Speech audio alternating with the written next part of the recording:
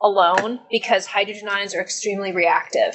Okay, so what happens is hydrogen ions are actually going to immediately combine with a water molecule, and then they will produce something called the hydronium ion, which is H3O plus 1. You should know this concept. You should know that hydrogen ions, since they immediately combine with water to form hydronium, hydrogen ions are the same thing as hydronium ions, right? So whatever the concentration of hydronium is, that is the concentration of hydrogen ions in solution. Okay? Okay. Let's look at another example. So let's come down here. I don't have that much room down there, so I'll use this reaction here instead.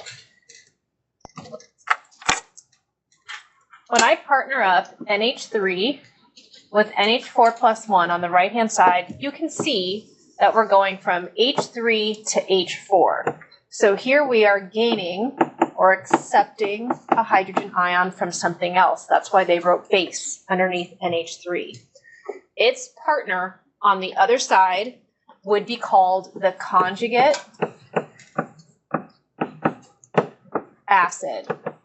And you can abbreviate it as C period acid. Okay? And then I'm going to partner up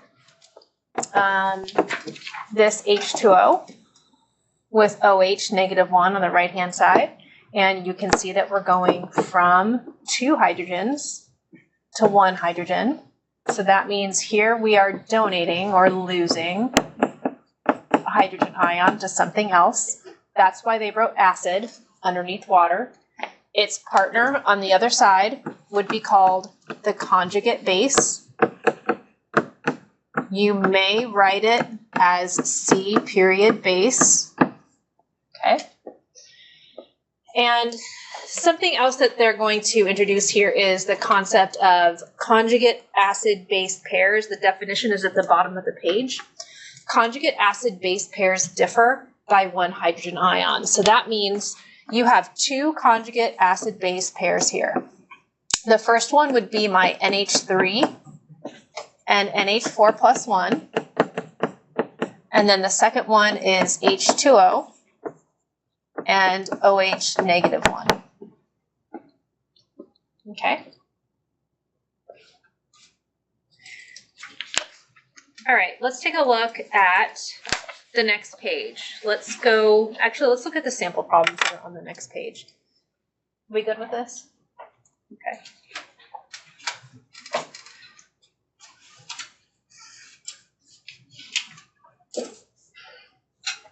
Okay. I'm going to skip number 1. I'm going to go to number 2. Here they've given us a column for the conjugate acids and then a column for the conjugate bases. When you're writing the conjugate bases of substances, you want to remove 1 hydrogen ion and bring the charge down by 1. Okay, so that's if you're going in this direction. So if I remove a hydrogen from H2C2O4, what do I get?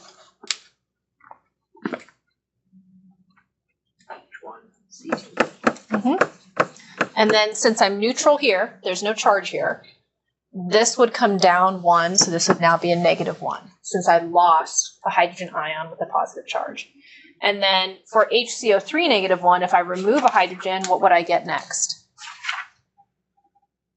CO3 negative 2. Yeah, CO3 negative 2. Since this was negative 1, this came down to negative 2. So that means if I'm going in the opposite direction, I would add a hydrogen. So if I'm going this way, you're going to add a hydrogen, and then the charge needs to come up 1. So this would become what? HSO3 negative 1. Yeah. And then this one would become H3O plus 1. Okay. Sometimes they're going to ask you to complete the equilibrium, and they would give you 2 reactants, And then they want you to identify the conjugate acid-base pairs. So if you take a look here, you can see that NO2-1 doesn't have a hydrogen to give up, so that there's no way for it to be an acid. Does that make sense? So that means over here, this must be the acid because it has a hydrogen that it could give up. So that means it would become, I'm going to keep them in the same order, HCO3 -1. So the hydrogen would be moving in this direction. That means this is the base because it will accept a hydrogen. It will become HNO2. And then the partners on the other side, this would be the conjugate acid. This would be the conjugate base. And then in terms of the acid-base pairs, you could highlight them in the same color. So this is one acid-base pair. And then this is the other.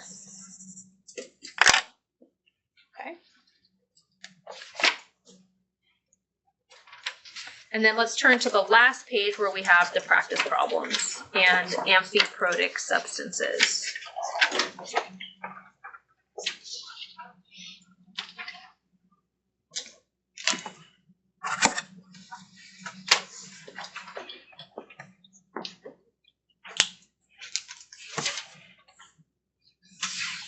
Okay, I'm going to skip number 1 and number 2.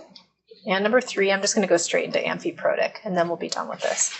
So water has the ability to accept or donate a hydrogen. That means water can act as an acid or a base. So in this example up here at the top, you can see that we've got water donating a hydrogen to ammonia, so it's acting as an acid. And over here, we have water accepting a hydrogen from HF. So that means it would be acting as a base. Anytime you have something acting as an acid or a base, we call it an amphiprotic substance. Water is a very common amphiprotic substance. You should know that. You should also know that many anions, those would be polyatomic ions with negative charges that contain hydrogen. They also have the ability to act as amphiprotic substances. So, just want to make sure you understand that anions have got a negative charge and they have to contain a hydrogen ion. Otherwise, they can't be amphiprotic because they wouldn't have a hydrogen to donate, okay? Some examples of some common amphiprotic ions are listed here. Notice they are all negatively charged and they all contain hydrogen, okay? So let's take a look at the quick check and then we're done.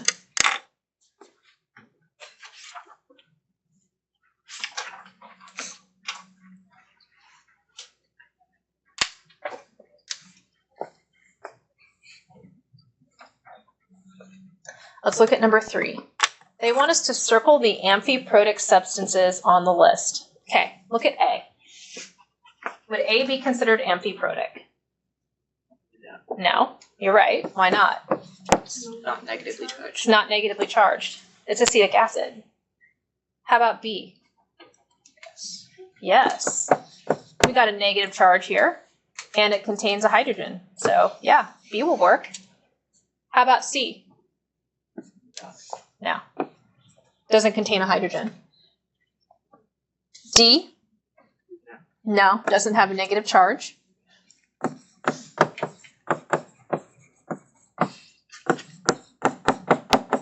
How about E? Yes. Yes. E has got a negative charge and a hydrogen, therefore it works. Okay. Okay, this homework